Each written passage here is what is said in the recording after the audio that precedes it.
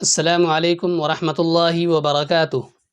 ناظرین، آپ دیکھ رہے ہیں تعلیمی مجلس۔ آج کی اس مختصر سی ویڈیو میں آپ کے سامنے یہ بیان کروں گا کہ اسلام نے عورتوں کو کیا عزت بخشی ہے، کیا مقام و مرتبہ عنایت کیا ہے۔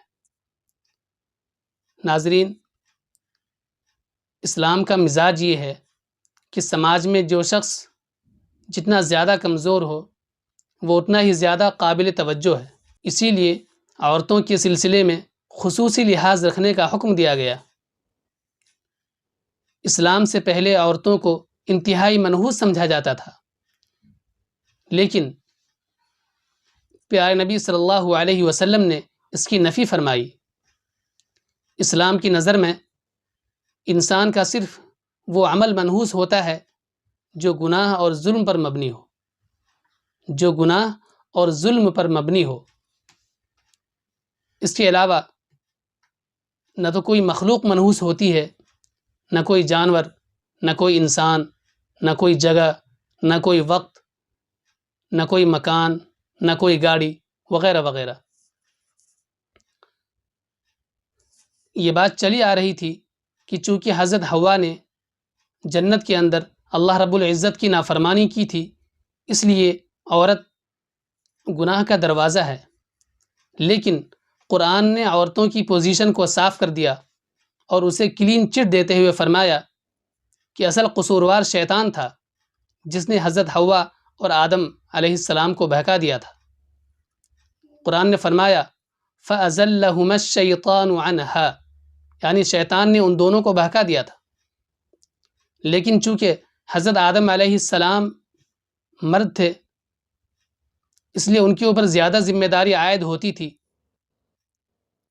اس لیے اس چوک کی نسبت، اس بھول کی نسبت حضرت آدم علیہ السلام کی طرف کی گئی، اور قرآن نے کہا فَعَصَىٰ آدَمُ رَبَّهُ فَغَوَىٰ، یعنی آدم نے اپنے رب کے حکم کو ٹال دیا اور پھر بھٹک گئے۔ اب چلتے ہیں بنیادی انسانی حقوق کی طرف، یعنی فنڈامنٹل ہیومن رائٹس کی طرف، کہ اسلام نے عورتوں کو کیا انسانی حقوق عطا کیے ہیں۔ تو قرآن نے اس سلسلے میں فرمایا کہ جتنا حق اور مردوں کا ہے اتنا ہی حق عورتوں کا بھی ہے۔ قرآن میں ہے وَلَهُنَّ مِثْلُ الَّذِي عَلَيْهِنَّ، یعنی جتنا حق مردوں کا ہے اتنا ہی عورتوں کا بھی ہے۔ اسلام نے عورتوں کو یہ حق بھی دیا کہ وہ اپنی رضامندی سے اپنا نکاح کر سکتی ہے۔ اسی طرح اسے یہ حق بھی دیا گیا کہ اگر رشتے کا نباہ مشکل ہو جائے، کوشش کے باوجود میاں بیوی کی آپس میں نہ بنے، تو عورت اپنے شوہر سے علیحدگی حاصل کر سکتی ہے، الگ ہو سکتی ہے۔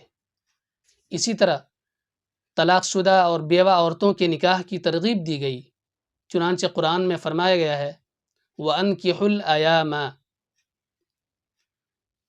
اسی طرح اسلام نے عورتوں کو بہت ساری ذمہ داریوں سے الگ رکھا ہے، چنانچہ والدین اور بچوں کی کفالت کی ذمہ داری بھی مردوں کو دی گئی ہے۔ اسی طرح عورت کی معاشی ذمہ داری بھی باپ اور شوہر کو دی گئی۔ اسی طرح عورت اپنے مال اور اپنے جائیداد میں تصرف کرنے کا پورا حق رکھتی ہے۔ اس کی اجازت کے بغیر اس کے مال میں نہ تو اس کا باپ تصرف کر سکتا ہے، نہ اس کا شوہر، اور نہ ہی اس کا بیٹا۔ ناظرین، اسلام نے عورت کو مردوں سے زیادہ عزت بخشی ہے۔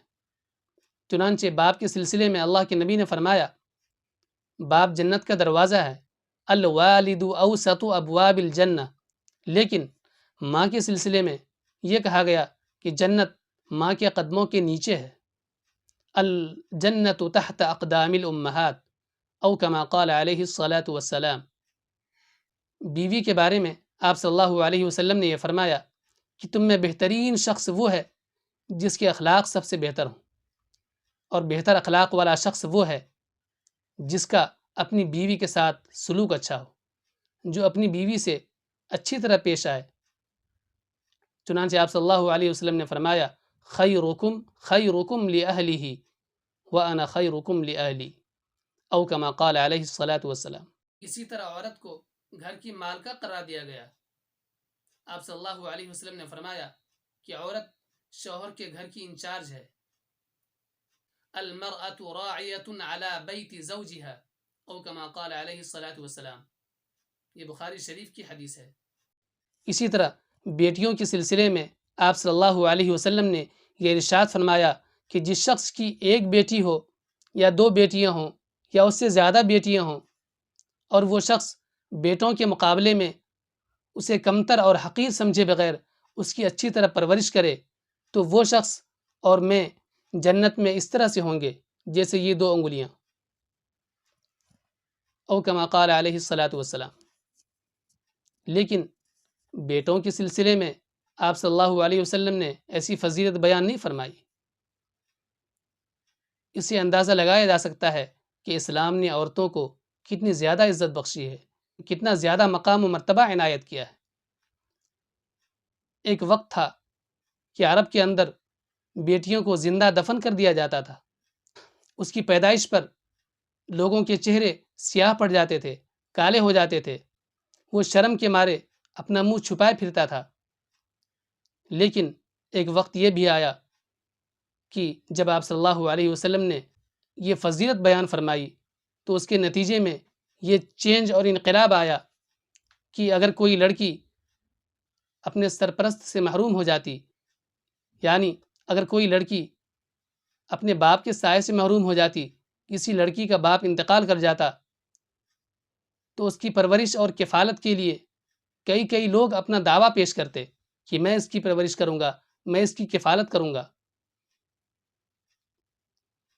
آپ صلی اللہ علیہ وسلم کو عورتوں کا اس درجہ لحاظ تھا کہ آپ صلی اللہ علیہ وسلم نے اپنی وفات سے پہلے آخر وقت میں آپ نے جو نصیحتیں فرمائی ہیں، ان نصیحتوں میں سے ایک نصیحت یہ بھی تھی کہ عورتوں کے ساتھ اچھا سلوک کیا جائے، عورتوں کے ساتھ اچھا سلوک کیا جائے. تو ناظرین، آپ نے دیکھا کہ اسلام نے عورتوں کو کتنی زیادہ عزت دی گئی ہے، کتنا زیادہ مقام و مرتبہ عنایت کیا ہے.